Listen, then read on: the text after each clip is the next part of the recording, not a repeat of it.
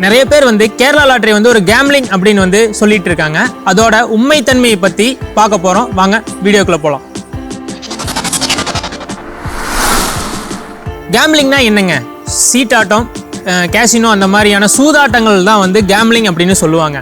Kerala lottery பொறுத்தளவுக்கு gambling அப்படிங்கிறது ஒன்று கிடையாதுங்க. கேரளா அரசாங்கத்தால் நிர்ணயிக்கப்பட்ட ஒன்று கேரளா லாட்டரி. இதோட குழுக்கள் எப்படின்னு பார்த்தீங்கன்னா, ஒரு 10 பேர் கொண்ட டீம் முன்னாடி தான் ஒரு குழுக்கள் நடைபெறுது. இது ஒரு கேம் ஆஃப் ப்ராபபிலிட்டின்னு சொல்லலாங்க.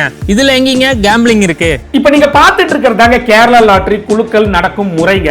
இது ஒரு மெஷின்ங்க. இந்த மெஷினை 10 பேர் கொண்ட ஒரு ப்ரொஃபஷனலான கேரளா கவர்மெண்டால நியமிக்கப்பட்ட டீமால டெய்லி செக் பண்ணி டெஸ்ட் டிராலாம் நடத்தி பார்த்துட்டு அதுக்கப்புறம் ரியலான டிராவை நடத்துறாங்க. ஸோ இதுல எந்த விதமான ஏமாற்றத்திற்குமான வாய்ப்புகளே கிடையாதுங்க, துளி அளவும் கிடையாது. இதனால நீங்க நம்பி கேரளா லாட்டரியை வாங்கலாம்.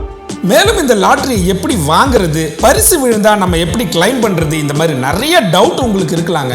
அதுக்கு தாங்க அரசாங்கம் எங்களை ஏஜென்ட்டா நியமிச்சிருக்காங்க. இன்னும் உங்களுக்கு ஏதாவது சந்தேகம் இருக்குதுன்னா கமெண்ட் பாக்ஸ்ல கமெண்டா மென்ஷன் பண்ணுங்க.